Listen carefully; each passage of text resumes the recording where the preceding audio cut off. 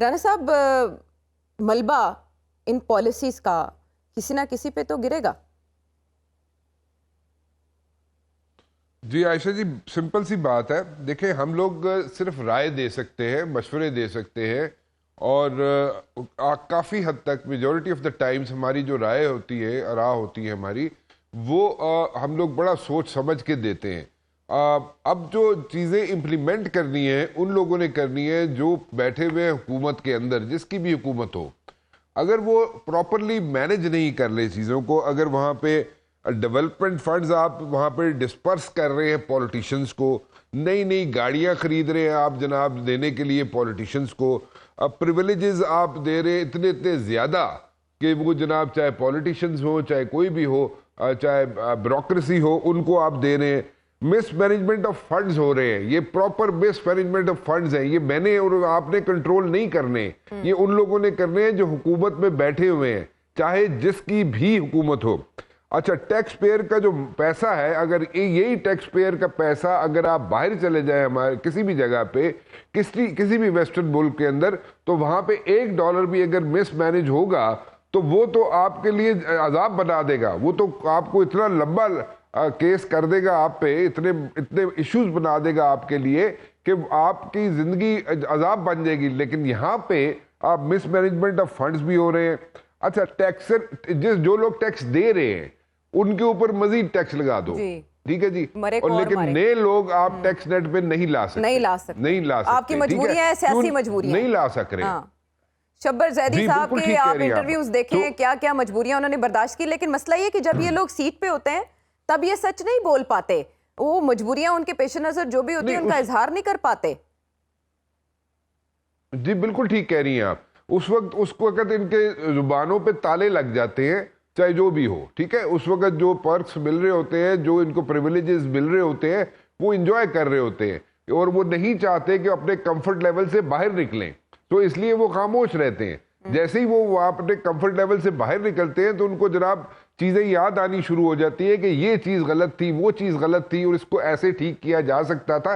Then it's too late. जब आपके पास पावर है, when you can make the decisions, you are unable to make those decisions for your own personal reasons. अगर आपसे नहीं होता, अगर आप डिसीजंस नहीं ले सकते या आप स्टैंड नहीं ले सकते, तो you should like step aside.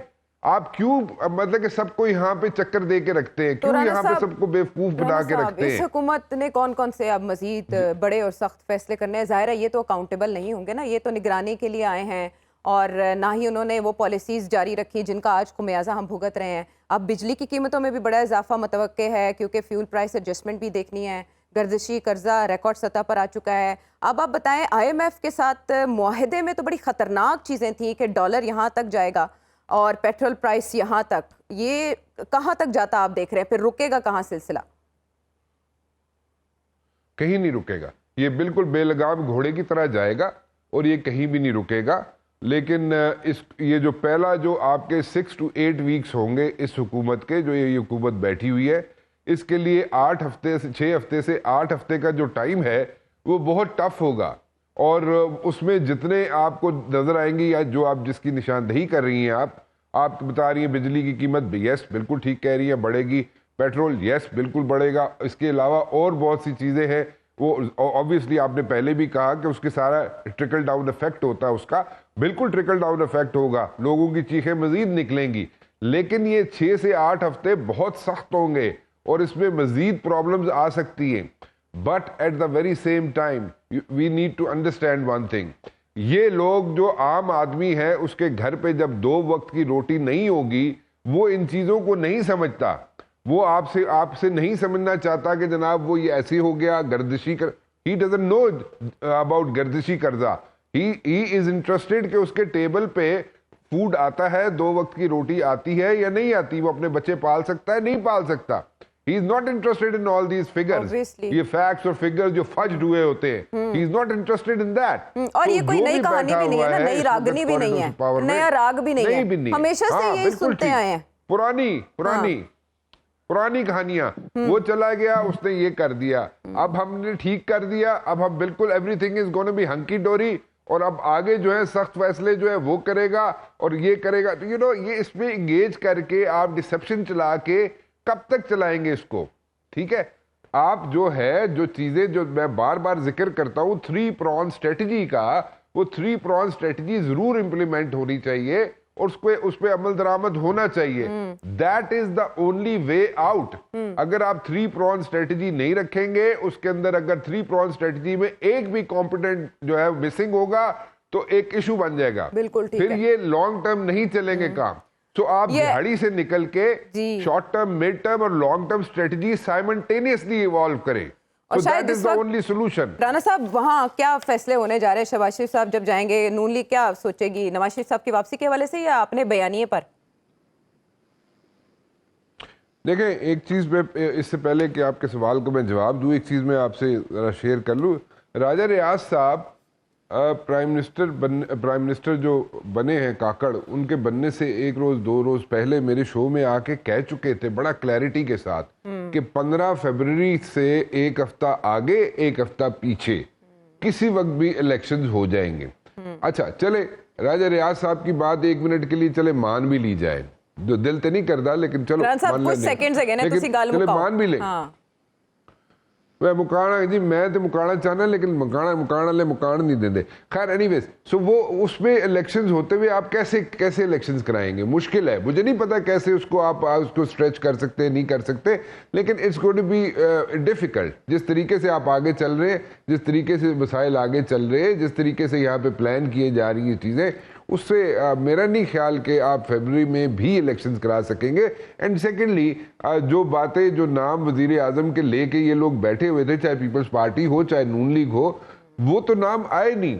सो और ऊपर से आपने अभी शहबाज शरीफ साहब की जो बात की, जो केसेस उन पे जनाब खुल गए, अभी तो मजीद खुलने हैं लोगों पे। अभी उनके जाते साथ खुले हैं FIA की तरफ से जो इंक्वायरी शुरू की गई है। आप कह रहे हैं उन पे, आप बता रहे हैं कि उन पे भी खुलने जा रहे हैं राना साहब? नहीं, आप तो डरा रहे हैं राना साहब। आप बता रहे हैं लंदन से वापस नहीं आएंगे कि जो अच्छा, मैं तो कह रहे हैं आयशा जी कि जेड़े लोग बैठे रहे ने 16 महीने थे, उनमें से कई लोगों के खिलाफ केसेस खुल सकते हैं। और नैब तरमीम पर सुप्रीम कोर्ट का फैसला भी एंटीसिपेटेड है। अगर वो रिवर्स हो जाए तो फिर तो पहिया वाकई उल्टा घूमेगा, फिर तो टेबल्स कैन बी टर्न। मेरे ख्याल में everyone will be held accountable on a serious note. Everyone will be held accountable, उसका ताल्लुक किसी से भी जमात से चाहे हो। तो वो 16 महीने तो नहीं होगी सिलेक्टिव। एवरीवन में सारे आते हैं कि नहीं आयशा क्या कह रही है, क्या कह रहे हैं आप? कह रहे हैं सब आते हैं एवरीवन में, या मुश्किल बात कह रहे हैं? हाँ मुश्किल बात कह रहे हैं। अच्छा, आप सारी जमातें जो भी जमातें रही हैं हुकूमत में 16 माह, जो रहे लोग, और उन्होंने जो मतलब जो बिल्कुल ही एक्सट्रीम पे चले गए, जिन्होंने एक्सट्रीम पे लुट मचा दी हो, उनकी अकाउंटेबिलिटी होनी है, ये याद रखिएगा मेरी बात। उनकी नहीं हो सकती राना साहब। वैसे आज तक तो पाकिस्तान की तारीख में हुई नहीं है आज तक कभी किसी। चलो ना सही, लेकिन एक हाथ जरूर पड़ेगा, ये मैं आपको कह सकता हूँ। वो पाए तकमील तक ना पहुंचेगा। पाकिस्तान में लोग बदनाम हो जाते हैं, बात बदनामी तो बहुत हो जाती है, चीजें लीक सारी हो जाती हैं, लेकिन एहतसाब नहीं होता। बदनाम होने से और नाम हो जाता है उनका। कोई चीज छुपी नहीं रहती, हाँ। और लोग बदनामी से डरते हैं। वो कहते हैं इज्जत आनी जानी चीज है, बंदा ढीठ होना चाहिए। अब सर आप क्या कह रहे थे? हाँ, बंदा ढीठ होना चाहिए। अगर पता चले कि 12 अरब के असासे निकला है एक सरकारी अफसर के, तो जिस सहाफी ने वो खबर दी होगी उसके खिलाफ केस बन जाएंगे, लेकिन सरकारी अफसर के खिलाफ केस बनेगा।